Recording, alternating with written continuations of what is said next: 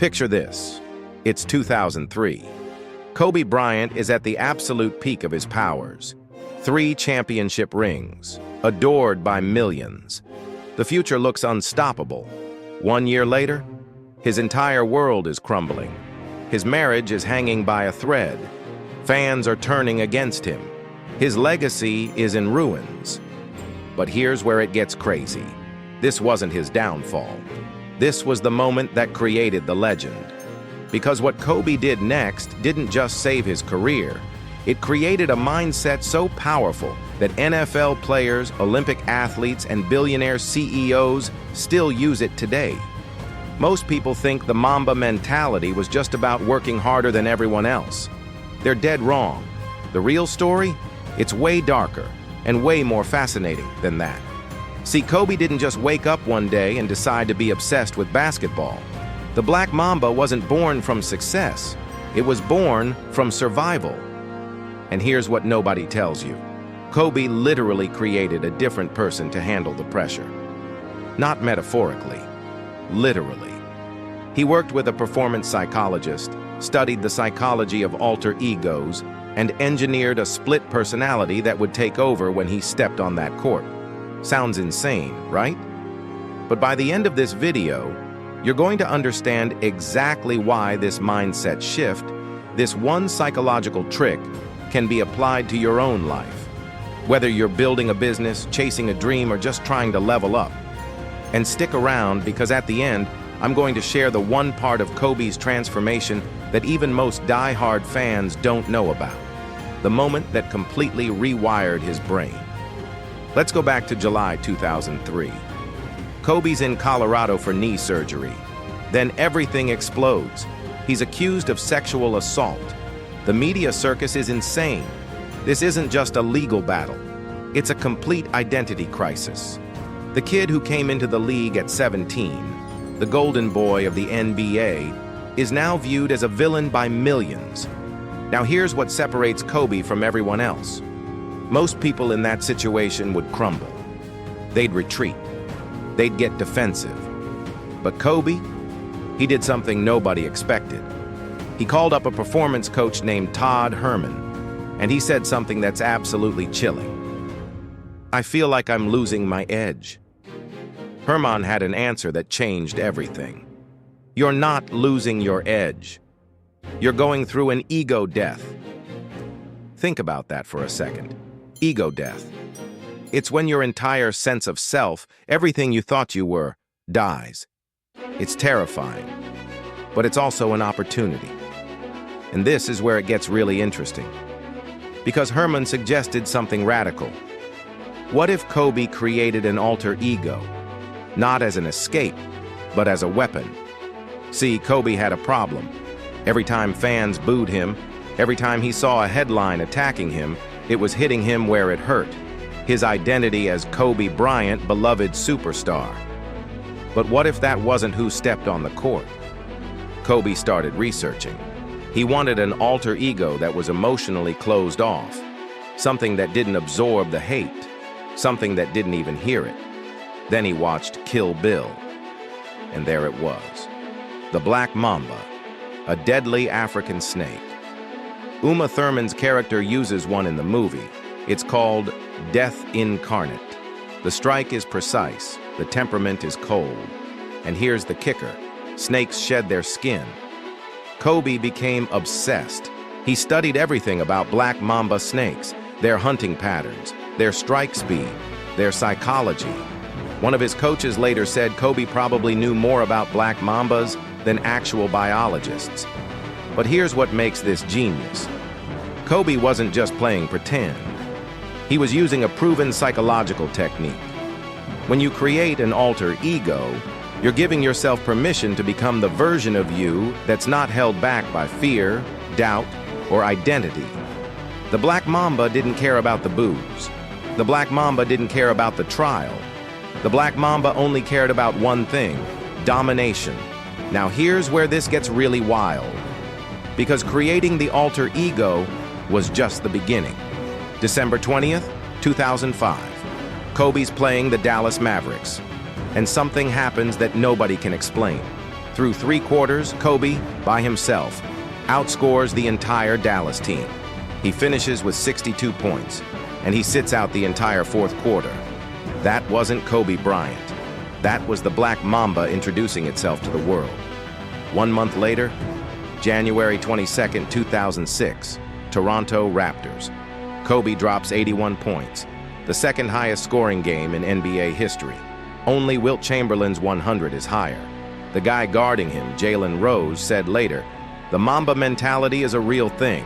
What that means to me is, keep the main thing the main thing." But here's what I find fascinating.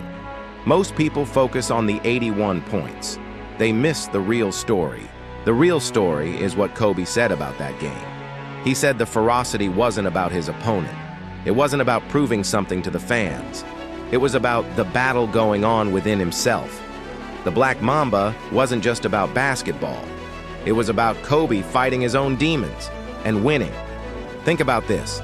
In 2003, Kobe was broken. His family almost fell apart. His career was in jeopardy.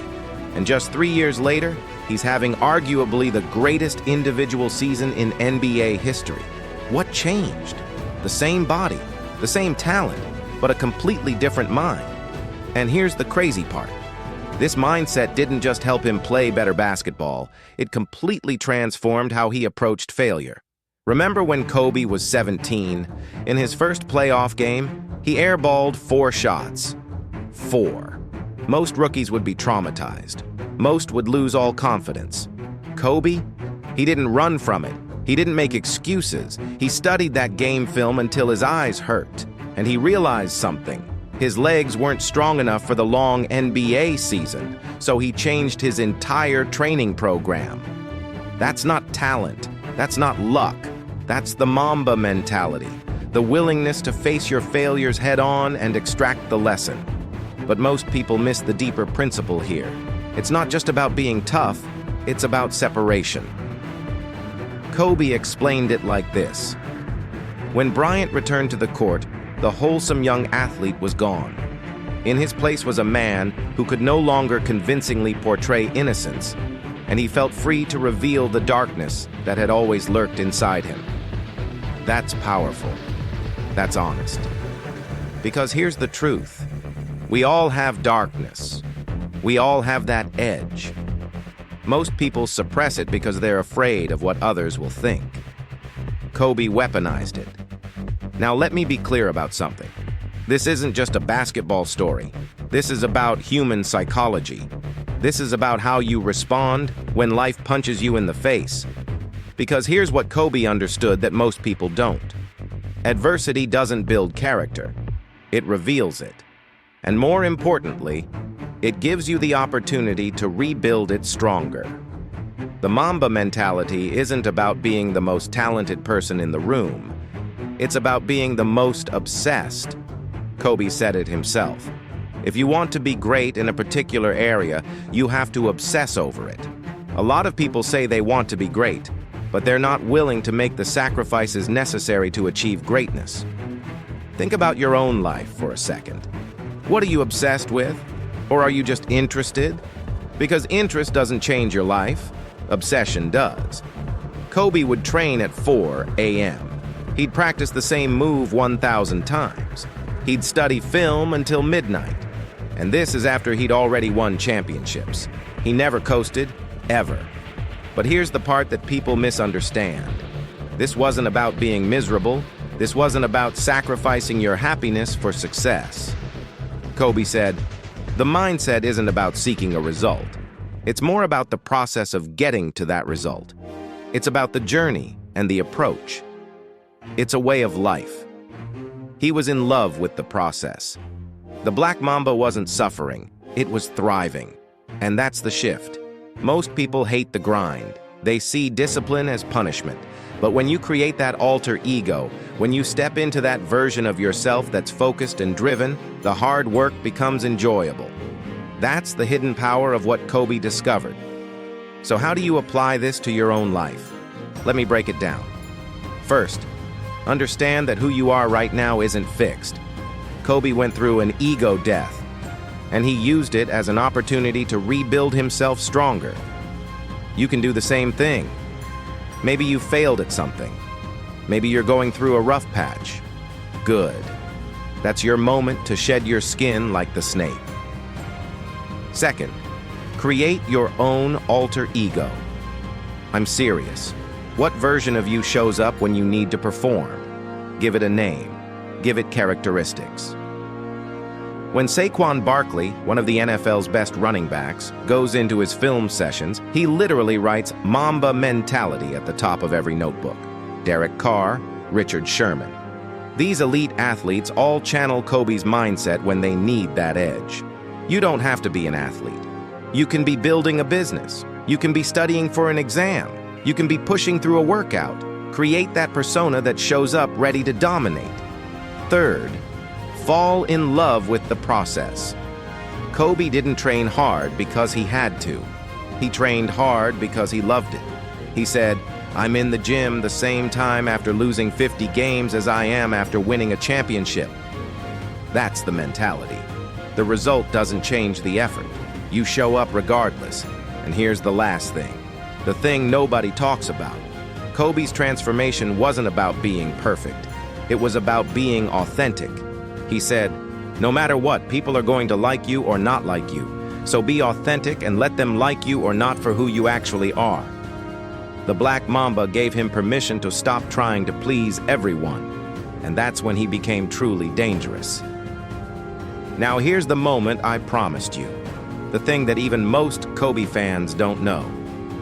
After Kobe retired, he didn't just rest on his championships. He won an Oscar. He built a media empire. He became one of the biggest advocates for women's basketball. He mentored the next generation of players. And in his final NBA game, at 37 years old, with his body breaking down, he scored 60 points. The Black Mamba never stopped. Even when it was time to say goodbye, it went out on its own terms. But here's what hit me when I researched this. Kobe's daughter, Gianna. Before his tragic death, Kobe was coaching her basketball team. He was passing on the Mamba mentality to the next generation. And the way he coached her? It wasn't about being the toughest or the loudest. It was about attention to detail. It was about making people uncomfortable so they could be their best selves. It was about the journey, not just the result. That's legacy. That's impact.